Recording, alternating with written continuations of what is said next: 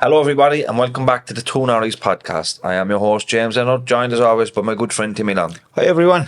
Our guest this evening is Dr. Sinead Kane from Youghal, and you've a fierce list of achievements including 2 Guinness World Records, a couple of PhDs, and you do a bit of keynote speaking and stuff like that as well. Thanks very much for having me on the podcast. Yeah, and you have a visual impairment also. Yeah, I'm visually impaired, registered as blind, just 5% vision. Were you born like that? Yeah, congenital.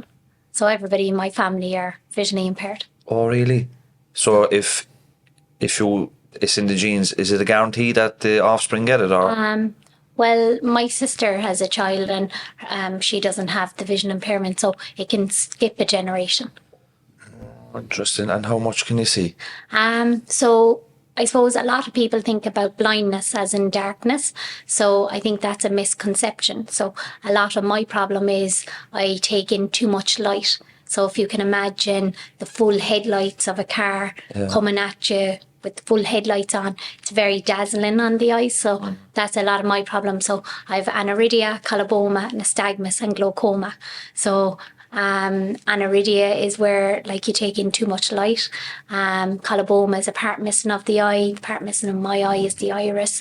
The nystagmus is shaking of the eyes, and the glaucoma is high pressure. So because the iris is the coloured part of your eye, so I can't see the colours of your eyes. So the iris is the blue, the brown or the green. So if you take off that colour part of your eye, then, because like it's the pupil, the black in the centre of the eye that takes the light in. But if you take off the coloured part of the eye, then you're taking light through the whole eye. So that's what it's kind of like for me. And so have you just got pupils? So I don't really, actually my pupil isn't really defined, as in my eyes are black. Everybody thinks my eyes are dark brown, but they're actually black. So I take light through the whole eye. So it's like an open camera lens all the time. So light, like I suffer badly with the light. Like when I'm looking at the light, it's like as if there's kind of arrows sticking out of the light. Or if I'm looking at the light in the house in where I'm from, or any kind of lights, it's like there's all rays sticking out of the light. It's like, do you know if... But I know that there's no rays. Like, do you know if somebody that doesn't have a visual impairment walks into a dark room and then the pupils open up to try and take in more light? That's probably it. But it's like you have that all the time. Yeah. You're taking in too much light all the time. So like, say for example, during my college days, I would have went out at night time, as students do, and I'd go towards the bar, the door to get in, and I would have often been stopped by bouncers.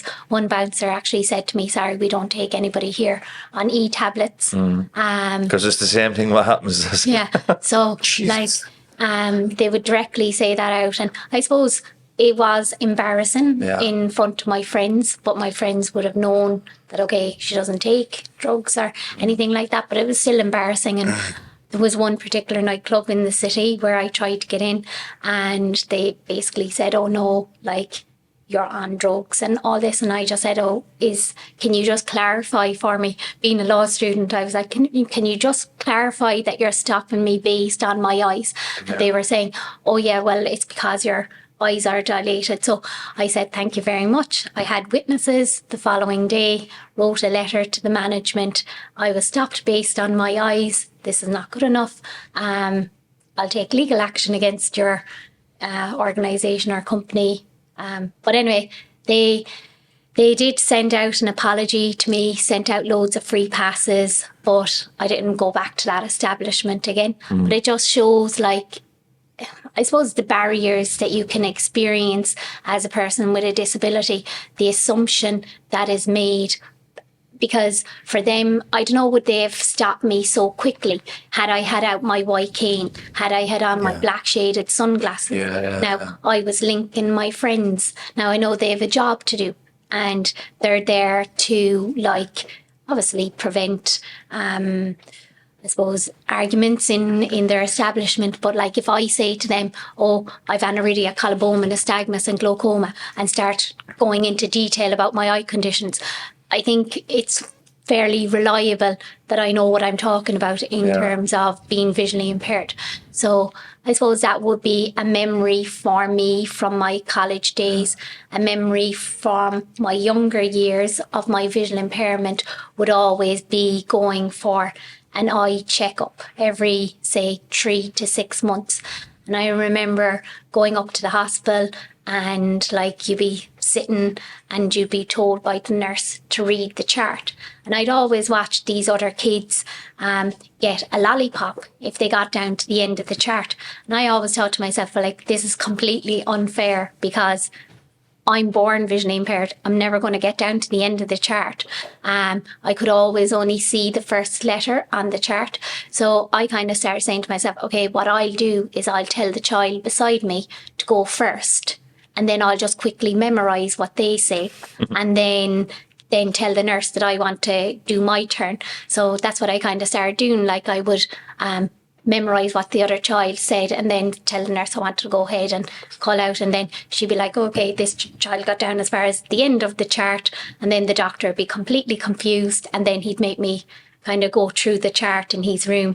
And then I wouldn't be able to see the chart in his room. And then he'd realise, okay, this child obviously was copying other kids. No lollipop. Yeah, no lollipop. So I just thought it was a very unfair system. Absolutely. And I spoke up and I told the doctors and I told the nurses this is kind of discrimination against me as a child. So I suppose like there's always different barriers all throughout my life that I've experienced, but I think that you can be a role model and kind of be an advocate. And like I suppose back then I told the doctors, well, why can't I have the lollipop?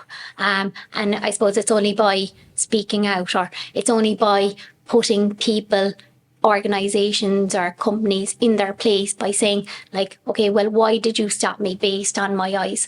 And just being an advocate for yourself and using your voice wisely. Like my sister has a visual impairment as well. She uses a guide dog and she would go around the city and there's particular traffic lights around Cork City that are never ever working.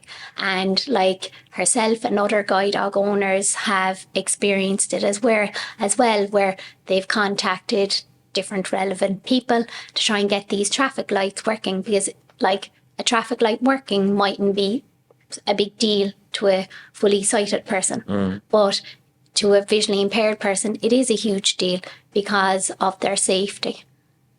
Yeah. You were unbelievably intelligent from a young child. You know, like most kids wouldn't be able to remember anything like that. You know, the chart, being able to remember what the young person before you is after saying in the chart. Like, we a very, very smart child inside in school, or was your impairment an issue in relation to learning as well? Well, I think that there's two types of people. One type of person is a person in flow and another type of person is a grafter. Yeah. And I'm definitely a grafter. I'm not a person in flow. It doesn't all come naturally to me. I have to put in the hard work. So in school, in primary school, secondary school, I would have struggled. Like, for example, say when I was reading my book, when you're reading it with a magnifying glass, depending on how big the magnifying glass is, like, you might end up reading the sentence slower compared to if it's in very large font. So when I would be trying to read with a very tiny magnifying glass, I would be reading slower. And so then they were kind of questioning, they'd be questioning, okay, well, does this girl have an intellectual disability as well as a visual impairment? Yeah. But they weren't taking account of, okay, if this is in large print, she can easily read it, no problem. So coming back to your question, was I a very intelligent child? No, I worked very hard. There was stages where they thought that I had an intellectual disability. I was always the only child walking up and down to the blackboard to see what was on the blackboard. I was always the only child having black shaded sunglasses on in school, or the white cane. My experience of school isn't a happy memory for me. Were you bullied? Yeah, badly bullied, yeah. Oh, yeah. Very badly bullied. And I suppose kind of that did have a drastic effect on my mental health. Back then, I think people have coping mechanisms, positive and negative, and I suppose I just went into the coping mechanism of I don't want to go to school. And what way can I not go to school? Okay, if I say I'm sick, then I won't have to go to school. But like, I suppose then you have to be sick, because you can't just keep saying, oh, I'm sick, I'm sick, I'm sick. Yeah. So you actually have to be sick. So I kind of would sometimes just, I suppose, make myself weak by just not eating or that type of way. And I suppose, energy levels wouldn't be there. And did you develop an eating disorder in your teens or anything like that? So I suppose for me, that's, I suppose kind of, I don't know how you want to label it, but I suppose for me, I just don't, I had issues with food. That's the way I would like to say it.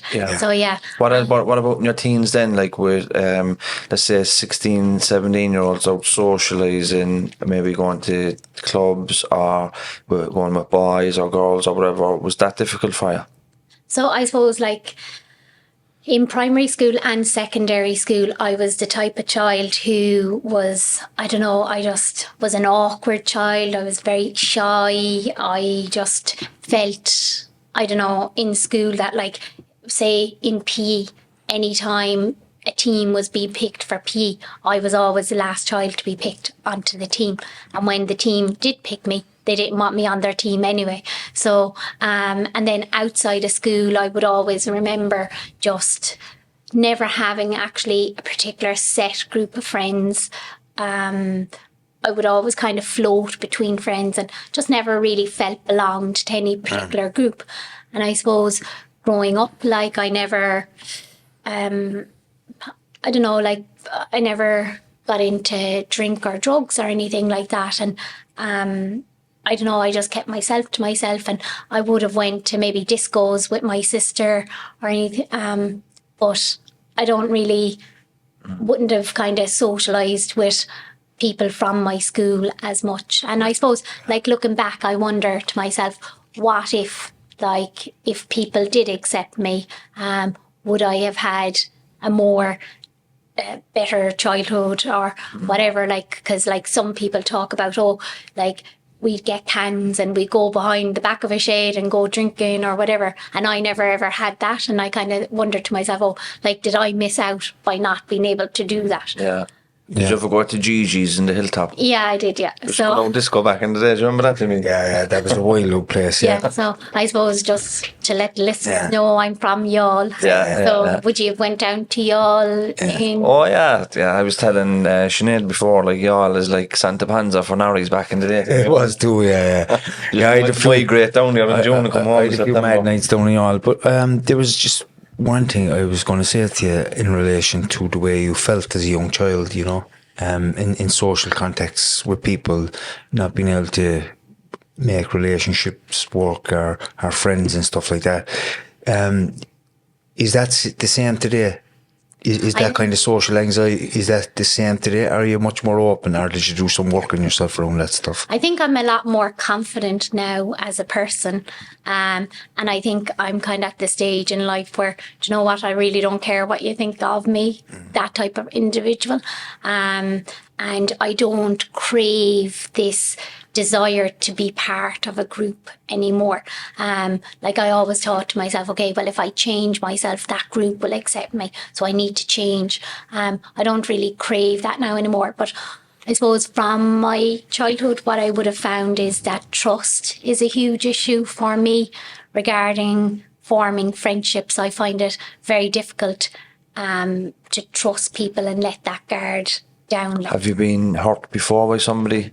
Well, I suppose just the bullying that I experienced in primary school and secondary school, then that... It formed your worldview.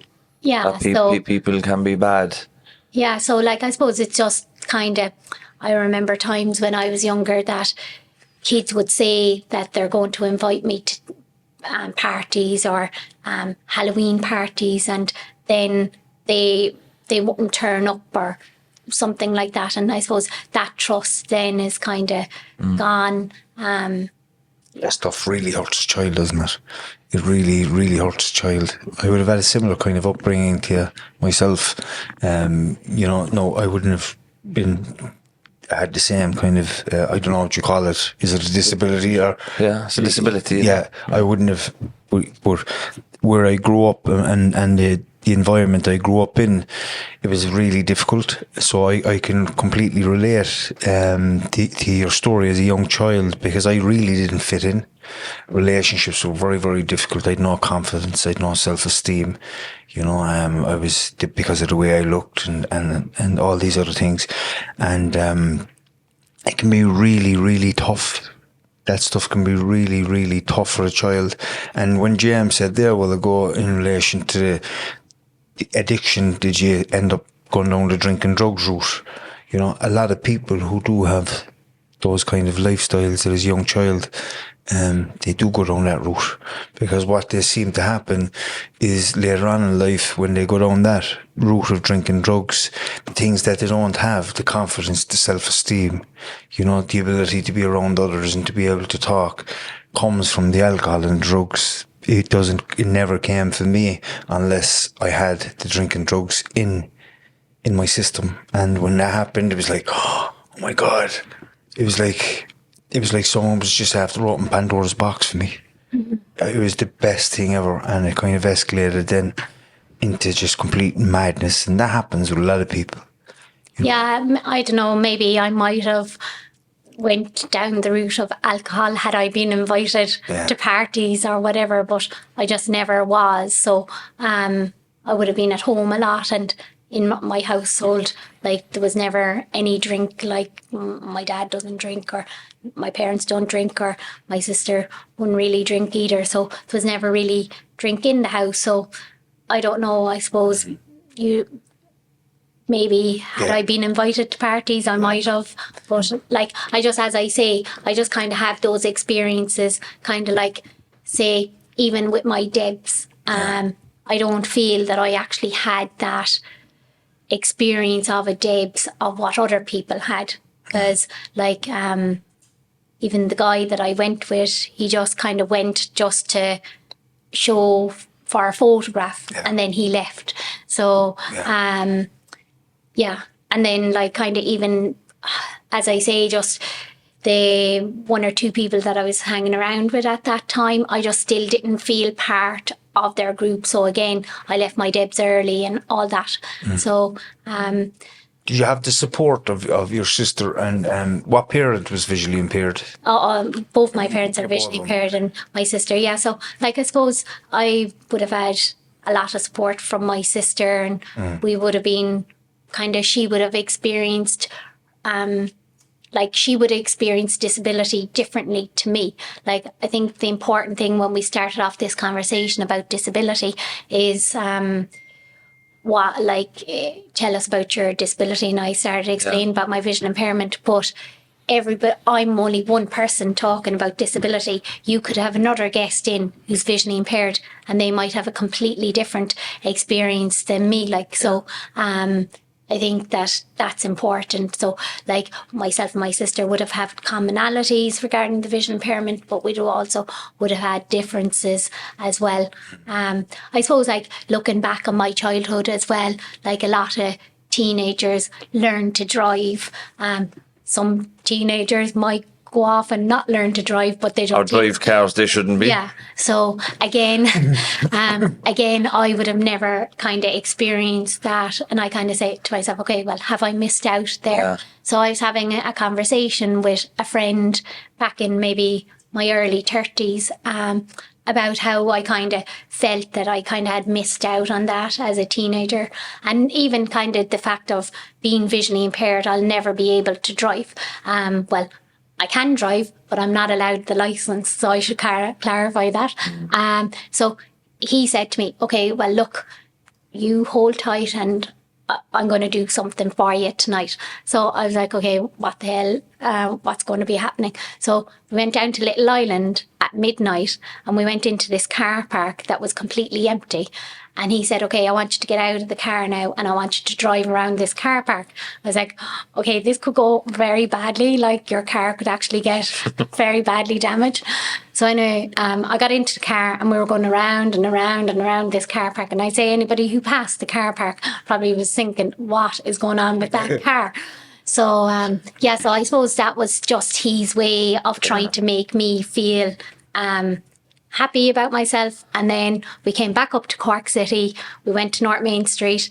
We got a pizza, and then the following morning I ended up with food poisoning from the pizza, and then I didn't contact him because I was sick, and then he thought that he'd done something wrong, and so it was it meant to be? That's the way you have to look at it. So it was good night, and so that's kind of, I think it's nice to try and put yourself in the shoes, because when he got into the passenger seat, I said, are you sure maybe you don't want to actually just get out just in case something happens? And he was like, no, I trust you.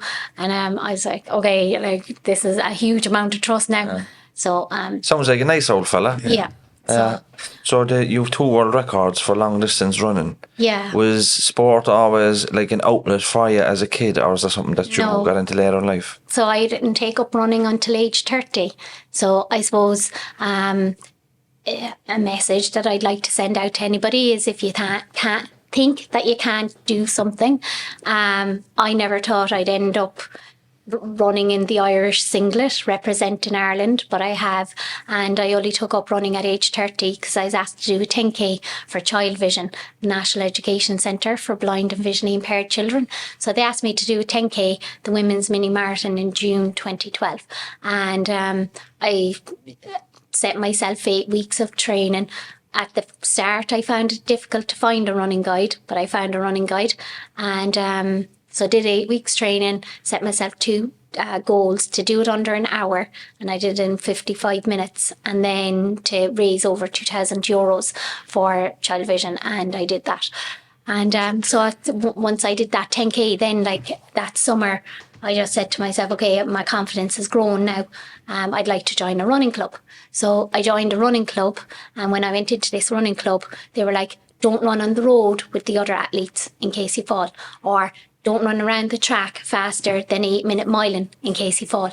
And I just kind of felt like a caged animal. Yeah. And that goes against my personal values and my professional values of wanting to grow. So I left that running club. I was out of running for a while, and I was out of running for a while, and then I decided, I'll do a half marathon in June 2014. So the Cork half marathon, June 2014, did that. And at the end of the half marathon, I was saying to myself, geez, that was like not easy, but like that was very manageable. Yeah. And so then I said to myself, okay, that I was going to do full marathon in July 2014.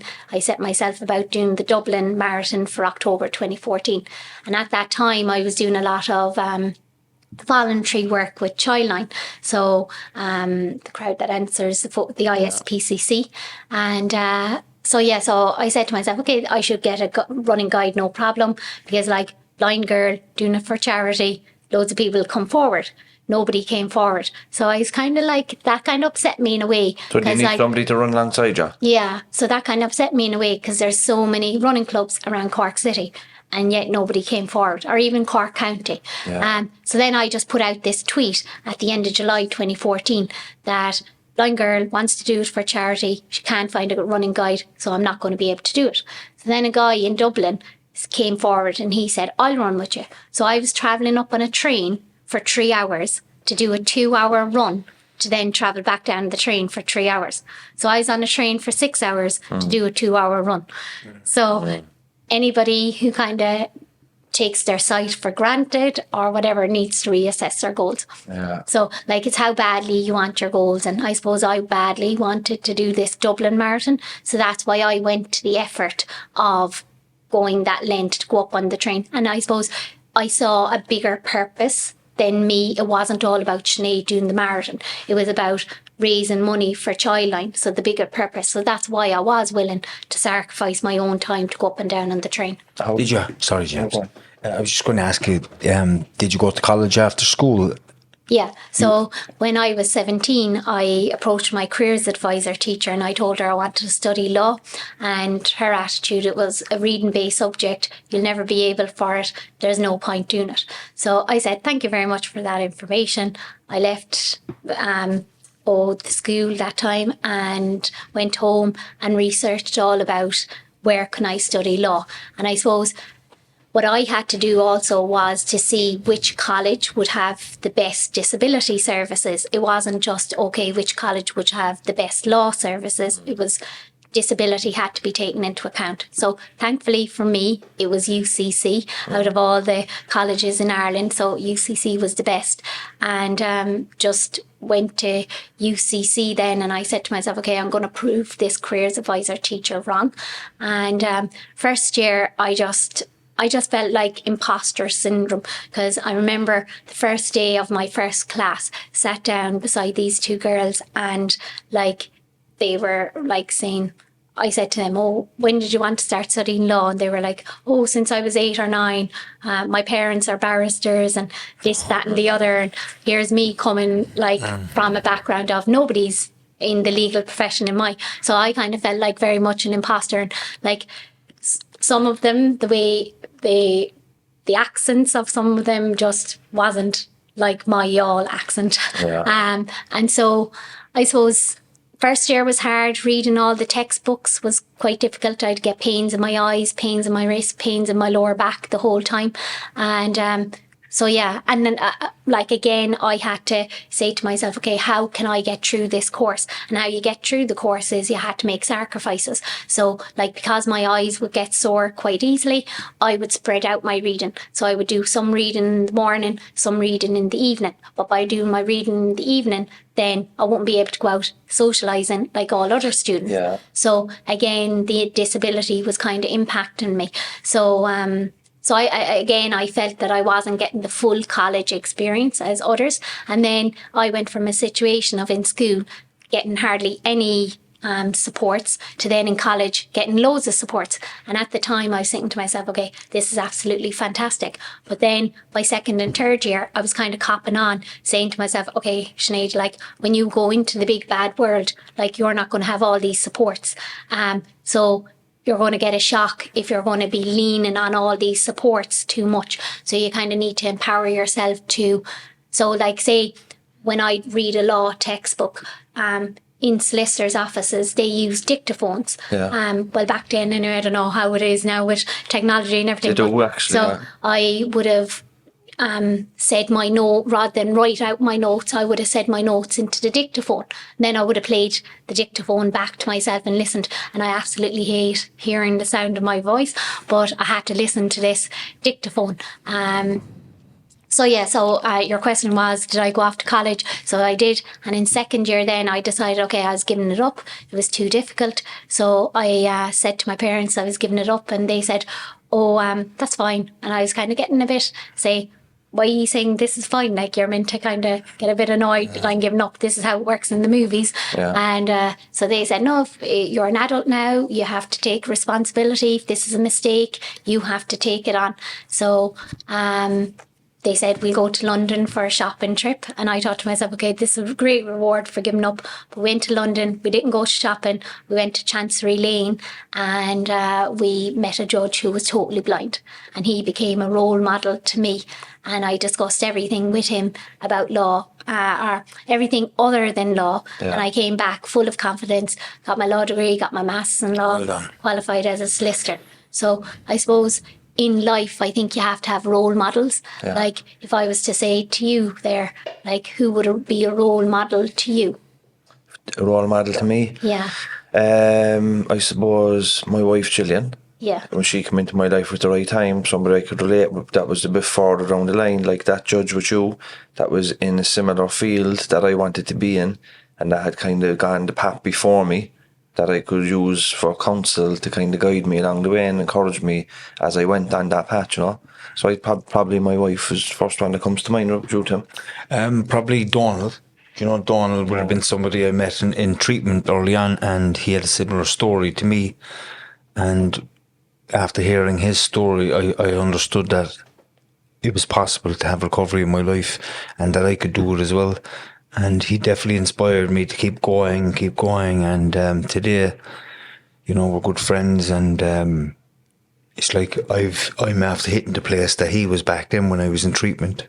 You know, so I'm in that place, and definitely, without that role model at the beginning, I'd say I would have been a little bit lost. So it definitely helped me. I think we can all be role models through our thoughts, our actions, and our behaviours every day. And like you were asking me there, when did I start running? Did I do it from a very young age? And I didn't start it until 30.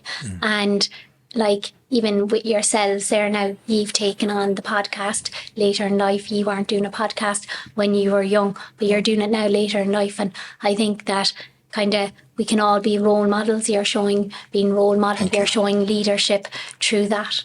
Yeah, it's true, isn't it? And you can be your own advocate and your own leader and your own family. It doesn't have to be like world records like what you're doing and, you know, lecturing in UCC. Yeah. Well, I think that leadership is when you bring people along with you. Yeah. And I also think that leadership is an act, not a position. Yeah. So for me, leadership isn't about titles or anything like that. It's how you act on a daily basis, and especially how you act when nobody is looking. Because a lot of people would say to me, oh, like, how have you gained success, or how have you got your goals? And for me, success is what you do in private when nobody's looking. Like, for example, are you willing to help a person on a street when nobody's looking, or are you willing to do it when there's a big crowd standing there? Or like, for example, with me with the running, like you need protein to help build muscle and repair. So like I can tell people, oh, I eat loads of protein, but like, am I actually doing it in private? So yeah. And sometimes the people in the leadership positions are the worst leaders. So it's true what you're saying. Just because somebody's in the position, that doesn't make a great leader. Yeah. And sometimes the staff of that leader might have more leadership qualities than them by how they conduct their behaviour and their professionalism and stuff like that. Yeah, I think as well it comes down to as well about empathy and emotional intelligence. And like even after I qualified as a solicitor, I remember that I went to, I knew some prison officers in Mountjoy, and I said, oh, would you mind if I had a tour of Mountjoy? So I was brought to Mountjoy, and the prisoners were in their cells, the doors were locked, and I remember walking in and walking down, and like they were all jeering, and that for me was extremely intimidating. And so anyway, then we got down to a cell, and there was one guy outside, and he was, I don't know, he was doing sweeping anyway or something. And I said to the prison officer, who was in myself and two people that I brought with me, I said to the prison officer, look, would you mind if I actually go into that prisoner's cell? So he asked the prisoner, would the prisoner mind? And he said, okay, no problem. So I went into the cell, and then I asked the prison officer, like, would you mind actually locking the door? And the reason why I did that was because, I don't know, I just wanted to experience what it's like to be in prison, just to try and get a sense, a feel for it. And then came out. Feel like, yeah. Well, I have a fear now of small spaces. It's very small, isn't it? Training themselves. Yeah, so I think there's two standout moments for me that has made me have a fear of small spaces. Like, I don't like going into lifts or anything. Like, if you're going to the 7th floor, I'd actually prefer to walk the stairs. Or run. 7th floor, yeah. Then take the lift. Like, but a second incident of where a small space was that I had been to Antarctica with the World Marathon Challenge, and when I came back from that, I wanted to kind of experience, just go back to that memory. And I remember I went into this amusement place that had this cylinder where it was like a computer game, and you stand into the cylinder and it blowed a load of wind and all this. So I was in this cylinder, and then the door closed, and the wind was like really strong, and I just got claustrophobic in there, and I started panicking, and I wanted to get out. So they're the two standout memories for me of dealing with kind of small spaces. But as I say, I just feel kind of a lot of people don't put themselves into other people's shoes. And yeah, so that was one of my experiences of kind of encountering the prison. And then I went to the women's prison, and I found that the women's prison was quite different to the men's prison. Way different, isn't it? Yeah, and I remember I was told, don't talk to the prisoners now. If anybody talks to you, don't talk to them. So this girl then started talking to me, and I was like, oh, geez, I'm going to be very rude now if I don't talk back to her. So I just talk back to her. And again, just very nice person. And I kind of think people think, oh, prisoner, they're not nice people. But I think that maybe you just have to talk to people. And then as I was training as a solicitor, I would have encountered prisoners through my solicitor traineeship. I would have went up to Cork Prison, and like the two areas that I was dealing with as a trainee solicitor was family law and criminal law. And family law, what I found is that like the client will come in and they'll talk, and you just actually have to get to the point where, okay, stop talking now. I'll tell you about the law now. And then the criminal area, you'd go to prison and you'd ask the client a question, yes, no, and there's no talk. So like it's the opposite, the extreme. Like, so I suppose they would have been my experiences. And I always used to wonder, like, oh, will the client feel that their case is being jeopardised by me as a solicitor with a disability? Because I think there's a lot of, and not just even clients, there's a lot of society that has negative attitudes towards people with disabilities. Like I've had people say to me in the past, okay, what course are you doing? And then you explain, okay, well, I'm qualified at XYZ, and they'd be like, oh, really, really? So they kind of talk to you one way just because you have a disability. I think there's this negative attitude there. Yeah, the thing with the difference between family law and how they speak and criminal law. You see, when it's involved with crime, the least you say, the better. And sometimes you just say nothing at all, you're better off. So that's in you, like from a young age. Like it doesn't matter if you're talking to the solicitor or the guards. When people are asking questions, you just say nothing.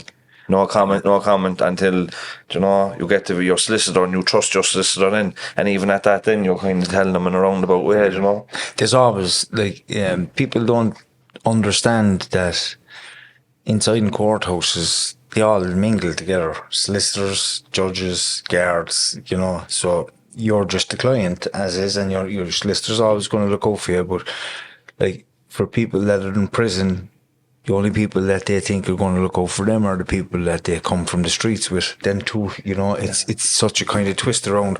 But Sinead, so you went on to be a solicitor, yeah? Yeah, so I found it very difficult then to get a job as a solicitor. But you see, during my traineeship, I qualified in April 2009. That was the year of the recession.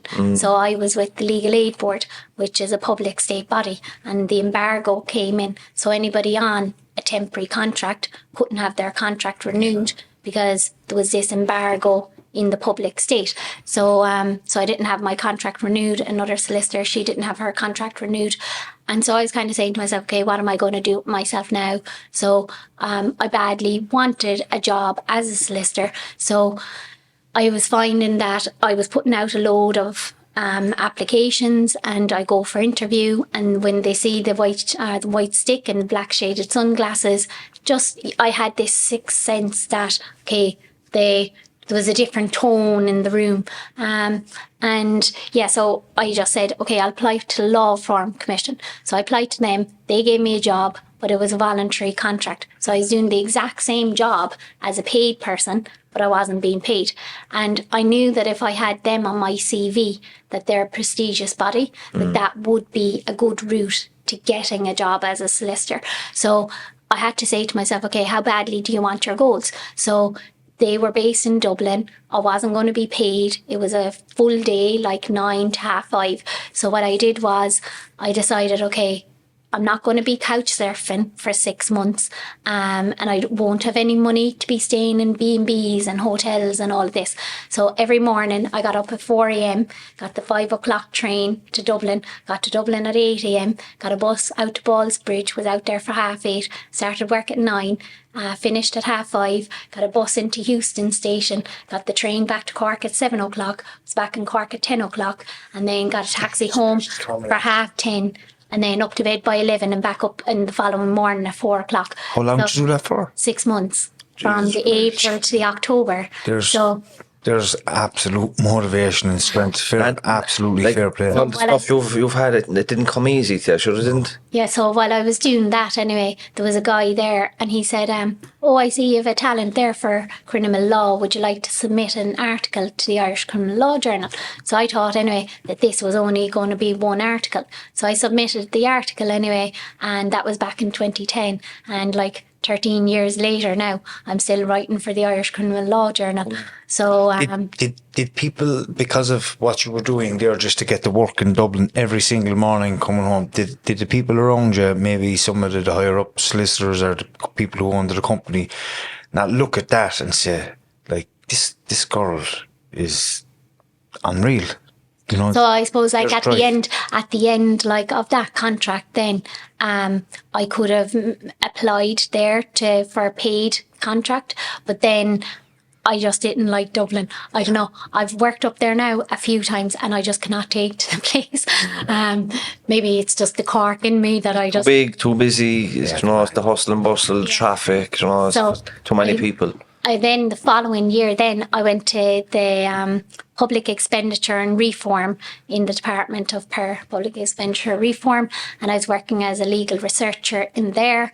And then the following year then in 2012 I said to myself, okay, there needs to be more accessibility and there needs to be more openness in the legal profession about people with disabilities. So I approached the Law Society and I was asking them to put on a conference about disability and legal professionals and the law and all this, and they just, for whatever reason, didn't want to do it. They just wasn't going to work out for them.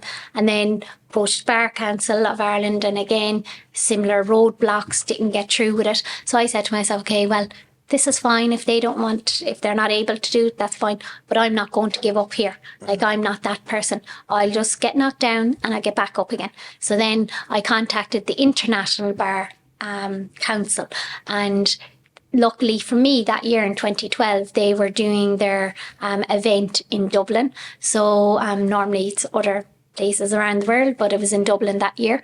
So I contacted them. They said, okay, no problem. If you want to do an event all about disability in the law and legal professionals, no problem, you can do it, but you have to do all the organising. So for 6 months, I did all this organising for this event at this International Bar Council.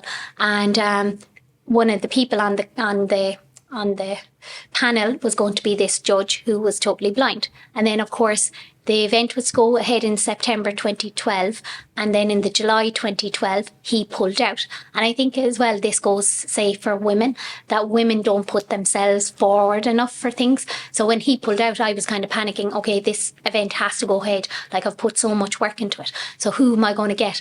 And then I just kind of said, do you know what, I'm actually going to put myself forward, I'm going to put myself onto this panel. So I was on this panel with Sherry Blair, Tony Blair's wife, and then other legal professionals who just, I suppose, came from a completely different background to me, just very privileged, etc.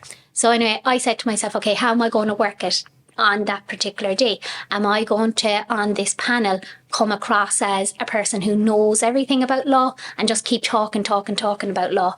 Or am I going to just let these other panelists talk, and when it comes time to use my voice wisely, I'll speak then? So I kind of went for the latter. And so the last kind of question on the day was, in the public sector, we have a quota to hire people with disabilities. So it's 3%. I think it's gone up to 6% now. But should we have that quota in the private sector, that certain companies have to hire people with disabilities? And this Spanish lawyer anyway stands up in the audience when that question was put out. No, I don't think we should hire people with disabilities. They wave a white flag. They don't do a good job. I've had people work with me who have disabilities and they haven't done a good job. So I was kind of sitting there and I was saying to myself, okay, this conference cannot end now on this note. I've put too much work into this. So it was at that moment I just became a different person. Like, this girl who stayed quiet all day long became a different person. And it was at that moment that I used my voice wisely. And that's why I try and encourage other people to use your voice wisely. And I made sure that everybody leaving that room that day did not have a negative impression of disability, because I showed that, yes, that's your experience of one Spanish legal trainee solicitor, but like myself and other people with disabilities have worked hard throughout our life, and maybe had we had more support, then we'd be able to get places quicker. But I suppose you have to realise that that's only one experience. Don't paint everybody with the same brush. Fair play. It was great self-awareness and the personal skills there, and you could point, like, the loudest person in the room doesn't always, make the best points, and you bide your time, and then you're waiting for it to come in with something really relevant and powerful, and it seems like it went down really well. Yeah, well, I think for me that in life, if you know what your values are in life, then, like, I've been in a lot of situations where decision making can be tough, as in what to do and all that. But I think if you're very clear on your values, then and you know what your values are if something triggers you. So, like, one of my values would be inclusion and equality. So I was triggered by what he was saying in the audience. So obviously then that is one of my values.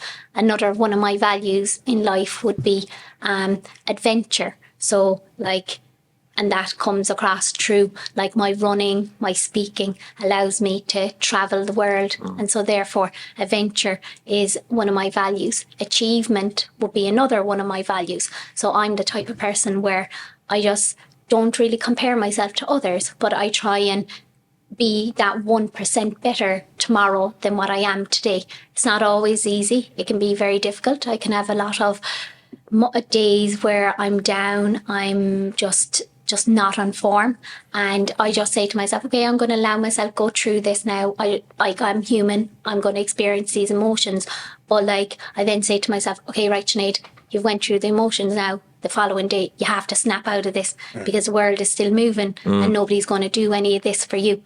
If you want to get places, you have to kind of be taking the action. Are you still a solicitor today? Or are you doing? I'm not practicing as a solicitor at the moment. No. Public is all speaking, public. Speaking and running. So, I suppose my lifestyle probably doesn't allow me be practicing as a solicitor 9 to 5 like it. I suppose. Maybe if a solicitor company wants somebody to be flexible, then so be it. But my lifestyle doesn't fully allow it at the moment. Tell us about your 2 Guinness World Records. So I have a Guinness World Record for furthest distance for any female on a treadmill in 12 hours. So that's 130.5. Any breaks? There. You get off to go to the toilet, have something to eat. How does it work? So the thing is that the treadmill would only actually run for 4 hours. So whether I wanted it to stop, it had to stop after 4 hours. So then you see the clock is still ticking. Right? Yeah. You can't say, okay, the treadmill is stopping, I'm going to stop time now. The clock still ticks. So then you're under pressure then to make up those few seconds or whatever. Because and then, so for that first, at the 4 hours, I said to myself, okay, because the treadmill has to be recalibrated or rebooted now, I'll go to the bathroom. So literally in the preparation of training for the treadmill record, I practiced how long it would take me to get off the treadmill, to get into the bathroom, basically go toilet, don't flush toilet, hands under the hygiene thing, and basically back out. Just let my team flush the toilet for me. It's because every second counts, and then you're back out. So then in the second 4 hours, so when it was coming to 8 hours, I kept looking forward. That was a big thing now for me, that the treadmill was stopping at 8 hours and that I was going to get a break then. So I kept telling myself, the self-talk in my head was like, oh, you're getting a break. And it was nearly like you're getting a 3 hour break, but really in reality you're only getting 3 seconds. But or 3 minutes or maybe 30 seconds or so. But when it came to 8 hours anyway, I decided not to go to the toilet or anything. And while they were trying to restart the treadmill, I kept jogging on the spot. And my team were thinking, like, Sinead, you're absolutely mad. Like, this distance that you're doing isn't being counted because the treadmill is restarting. Yeah.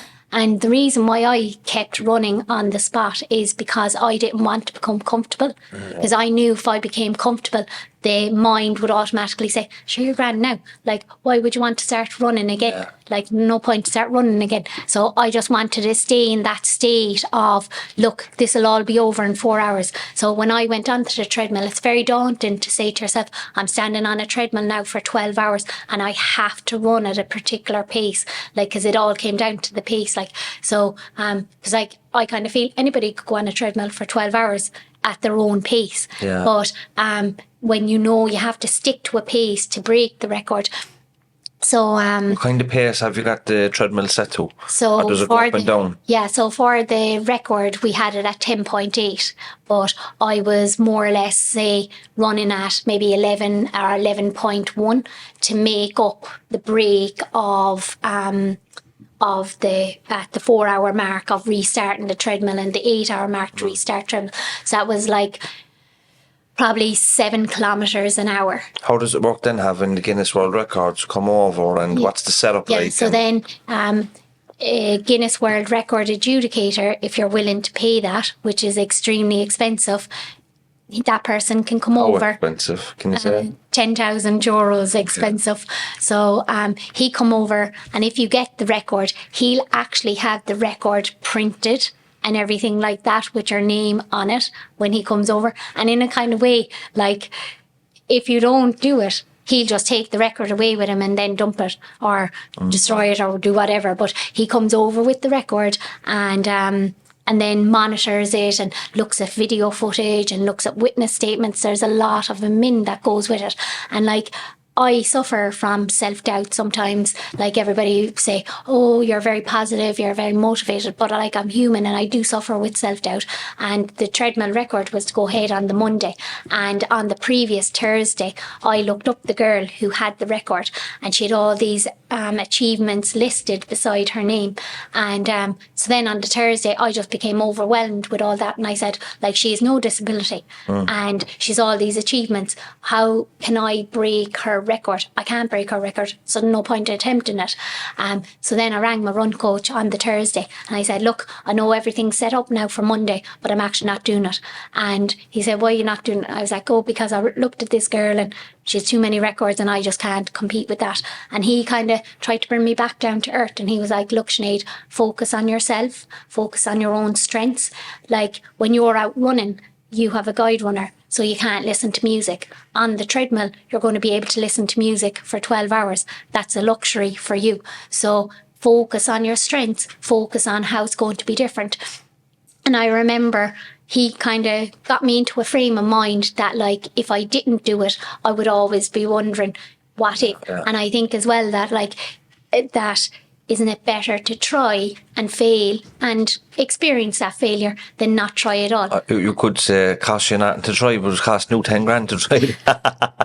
So, well, I had a sponsor, thankfully, but and I think you're the average of the 5 people you surround yourself with. Yeah. And like, having that, sometimes for belief in yourself, you need other people to believe in you, and my run coach believed in me. So that's what got me on the treadmill. And I suppose in come that last hour, from hour 11 to hour 12, like, all that I kept thinking in my mind was, do not mess this up. Do not mess this up. I couldn't tell you who was in the room that in between hour 11 and 12. There could be some people there now and they'd be showboating and looking around and who's there and running fast or whatever. I just kept saying, because if I say gripped the handlebars, or if I came off the treadmill just by mistake because of maybe turning around, then I'm disqualified then because of holding the handlebars. And so I said to myself, do not mess this up now.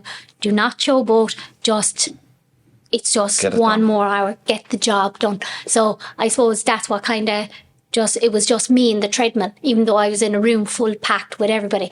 And I remember at the end of the treadmill then, because it was done in the Clayton Hotel in Dublin, the staff had a bottle of champagne ready for when I came off it, and I was like, I can't actually drink any more fluid. I actually just can't, because like when you're drinking water for a whole 12 hours, the last thing you want is more liquid. A steak you should have given you.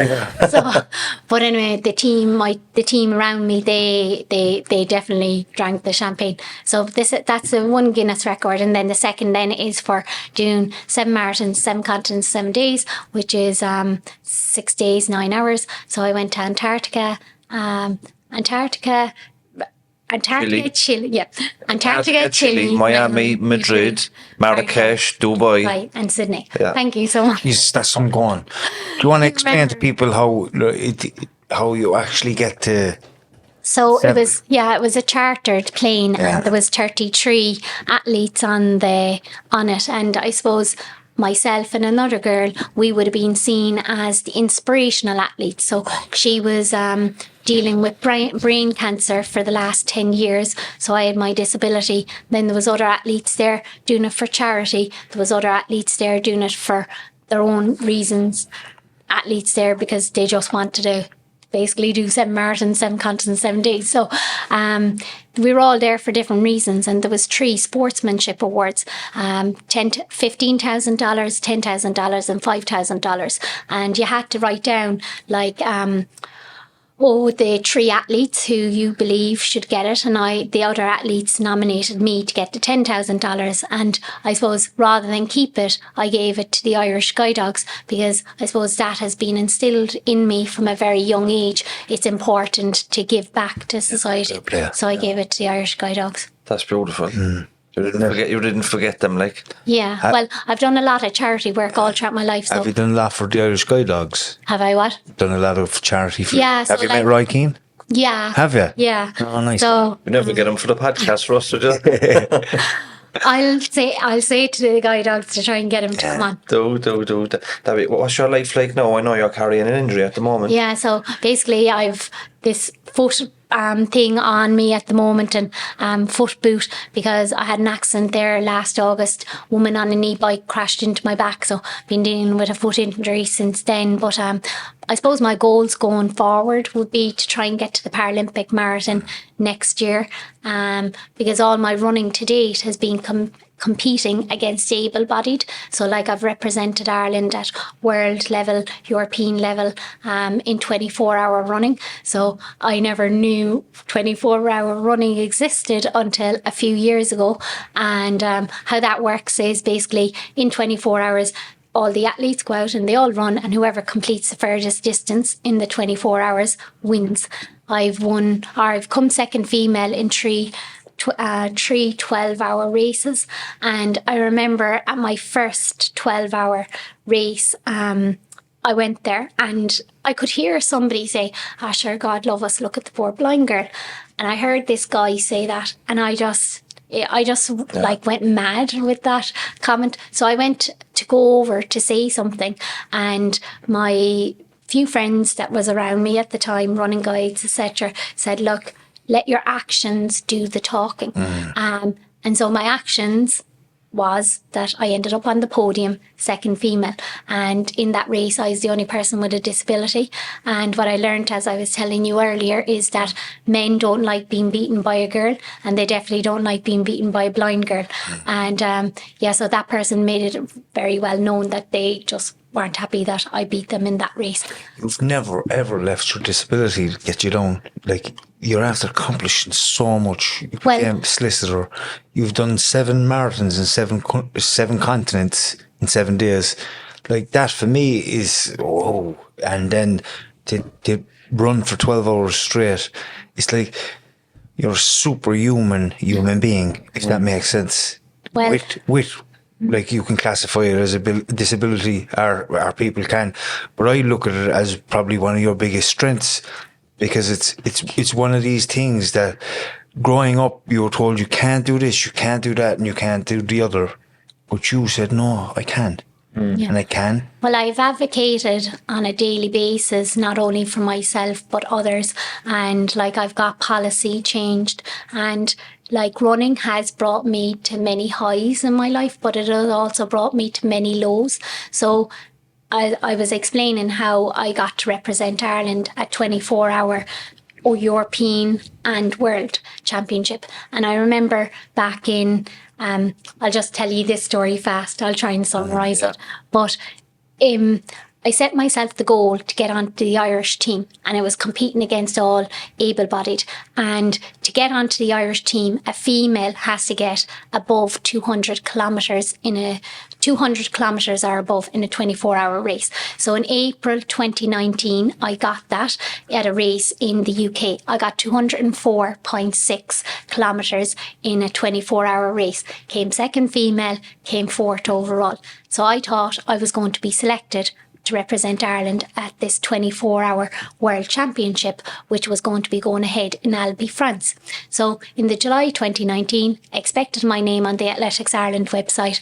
It wasn't there. I questioned Athletics Ireland as to why my name wasn't there. They said, oh, well, we can't select you because the IAU, International Association of Ultra Running, has stated that you're breaching an IAAF rule, which states that no athlete is allowed outside assistance. My guide runner was deemed as outside assistance. So they said that I would have an unfair advantage to fully sighted runners by using my guide runner. So I thought to myself, he's not throwing up in his fucking back at all, like, Jesus Christ. An unfair advantage, they said. So I said to them, that's fine. If you feel that I have an unfair advantage to fully sighted runners, what we'll do is we'll make all the fully sighted runners wear a blindfold, and then we're all on an equal par. But anyway, they didn't want to go with that option. So I learned more about law through my own personal experience than through law books. So straight away into the sports law textbooks to see, okay, how am I going to get through this? And so I basically had to take a legal case against them, against the IAU, and which cost well in excess of thousands, a lot of money. And like, not everybody has that money to take. And I was saying to myself, like, why am I actually taking this legal case? And I'm taking it because I believe in equality, I believe in inclusion, and what they're doing to me is wrong. And at that time, though, I kept trying to keep myself positive. I kept trying to hold on to hope, because I think when you're in a very dark place, if you can hold on to hope, that can get you through. And so I just kept holding on to the hope that I would be on the team. And even I had to be making decisions with solicitors and barristers at 1 a.m. in the morning and all of this. And the other side had to give a decision on the Wednesday by 5 p.m. whether I was going to be allowed on the team. And the Irish team were flying out on the Thursday morning. The other side came with their decision at 4:59 on the Wednesday to state that I could go out. But sure, at that stage, it was going to be too late for me to get a flight. So preparation, I had booked my flight the weekend before. But it just, like, that court case and that struggle to get on the team, all because I had a disability, which should have never, ever been an issue, that really brought me to a low place in my life, like really, really low place in my life. And I suppose I just, like, simple tasks every day of, I don't know, just very, very simple tasks. Like my achievement back then in 2019, October 2019, when trying to fight that legal case, was like actually getting up and getting dressed. Like that was a big day for me. And like, I suppose if I was to say to myself, like, why do I keep fighting and what gets me through? It's about having hope. And I remind myself of what my surname means. So my surname is Kane.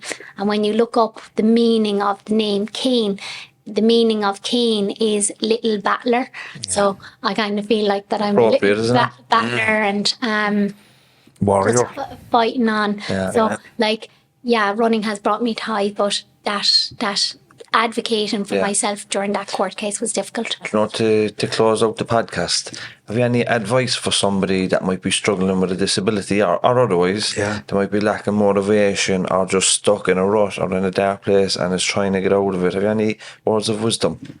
I think that, like, start small and try and like just, it's the whole thing about the whole eating of the elephant. Just try and break it down into smaller chunks. Try and find something in the day to do that makes you feel productive. Like, I think for me, resilience is a lot about confidence. Like, when we encounter setbacks, it's a knock of our confidence. So if you can try and find ways to build your confidence, for me as well, movement is so important. Like, everybody talks about exercise, but if you reframe it and talk about, okay, movement, how much movement have I done today? Getting outside, like, and even say with running, like, everybody says, oh, you must love running, but sometimes I hate going for a run. But it's the action. Like, motivation doesn't come. The motivation, it's the action comes first. Then the motivation will come. So that's what I'd say. Start small, try and get outside, get moving. It really helps the head, and find things that build your confidence. Surround yourself with supportive people that want to build you up. It's interesting you said. Learning. It's interesting you said about the action has to come, and then the motivation will follow. Because in recovery, we have a saying, for people that are maybe hesitant or tentative about going to self-help meetings, which are very important. There's a saying, like, if you bring your body, the mind will follow eventually. You put yourself in the seat in spite of yourself, and eventually you'll realise that that's where you should be, and it won't be such a task, Yeah. But The tennis ball will move if you move. It will roll if you roll it. Exactly. Otherwise, it's going to stand still. Yeah, it's been a pleasure talking to you. Thank you so much for having me. Thanks a million. Thank you so Definitely much. one of the most inspiring people I've ever met. 100%. Yeah. Me too. Definitely 100%. And Stay visionary, not blind. I was listening to your bit of advice there, because I recently started jogging as well, and I'm trying to get into the little jogging scene. So I'm doing a 10k in the Cork City Marathon with my son soon. And it was exactly what I'm trying to do, work my way up to a certain stage. And I had an injury a few weeks ago, and I kind of had to say, right, we'll get back. We'll get whatever physio we need and get back on the wagon, because you can actually stop your little bit of a run as well. Your bit of motivation when an injury comes. But I took it all on board, every single bit of it, and I'm going to make a go of it and build up my legs so I can. But even like that experience of running with your son, the bond that obviously is being created between the two of you through the action of running. Will I tell you, we went out for a jog last night, the two of us, and I think we'd done about 8.5 kilometres, and he turned around to me. He was a bit ahead of me. He's a fit kid. And he turns around and he shouts back and he says, Dad, are you all right? Am I going too fast for you? And I says, no, you're fine. You're grounded. Yeah. I says, you're fine. He says, Gran, I'll keep it at this pace, Yeah. And it was great. You should say to him, it's fine to show me up in training, just don't show me up in the day. He caught me then on Baker's Hill, James. Baker's Hill is like, it's just like pointing up into the ceiling. It's like that. I had to walk up it. I couldn't, the calves were so tight. The stretching them, going up was too damaging. But listen, I just want to say thank you so much for coming on. Well, you're being an extremely inspiring role model. Thank you. Going out running with your child. Thank you so much. Thanks. Thanks, Sinead. See everybody next week. God bless, lads. Bye. All right.